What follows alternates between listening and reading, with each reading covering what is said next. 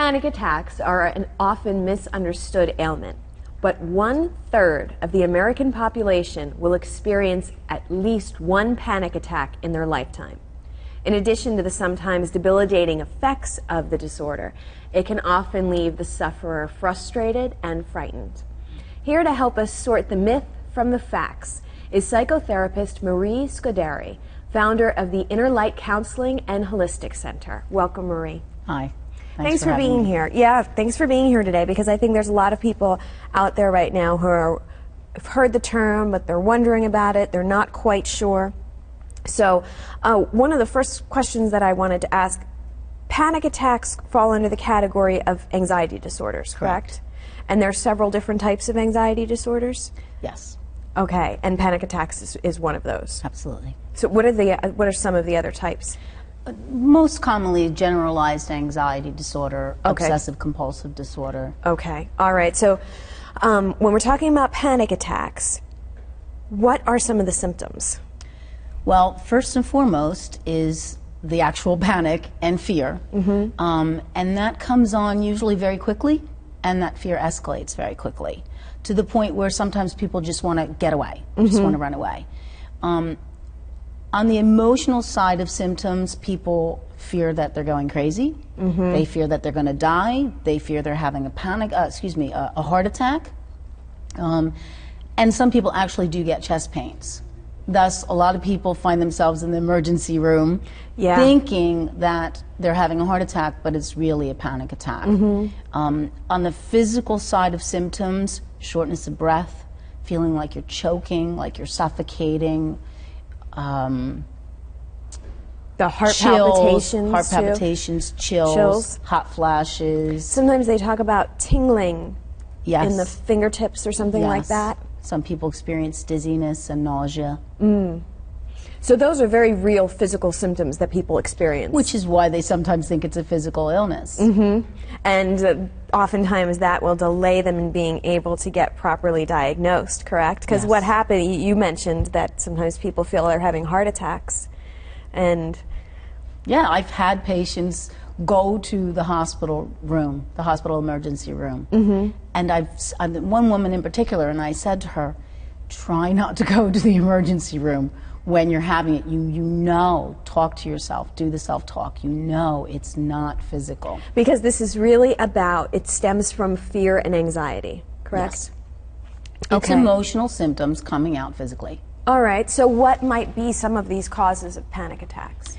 Well, first I want to back up and just say there seems to be a few different types of the panic attacks. Oh, okay. And some are not necessarily associated with anything. They come from nowhere, come out of nowhere. People don't know when they're going to come on.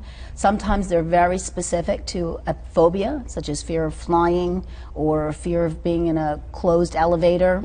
So in those situations, people would experience the panic attack. Right, and that's like a phobia-caused panic attack.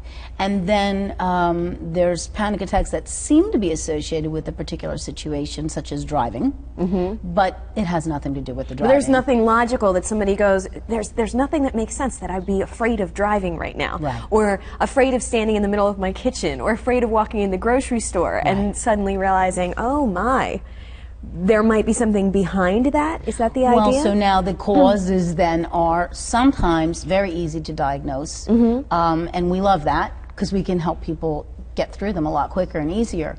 And that might be in the situation where somebody's been in a car accident and they're afraid to drive. That makes sense. So they need to process, if you will, the trauma of that car accident.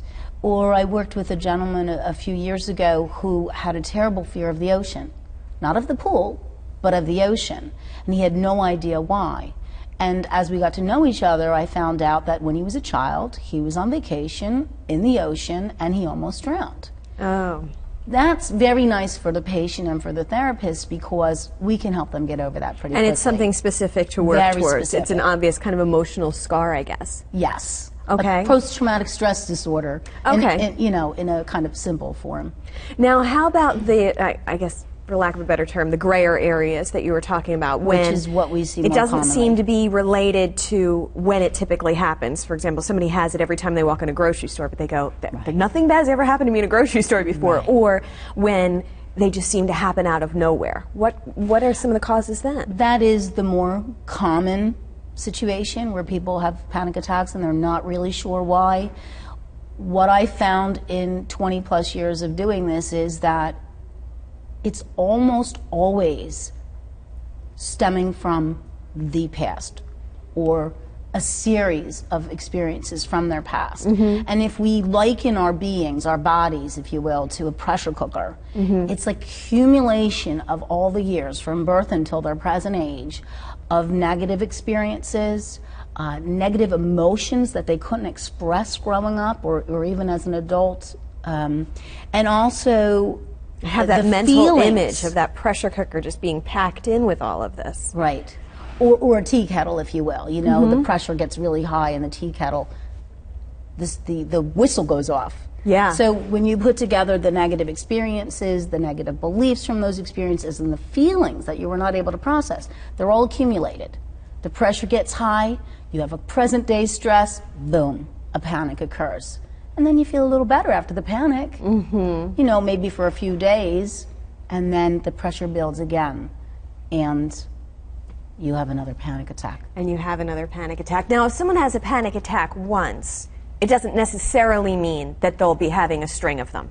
No. It depends on the individual. Yes. But what you don't want to do is fall into a cycle, I guess, of having a panic attack, feeling a little better afterwards, and going, oh, well, that's all taken care of now. That won't happen again.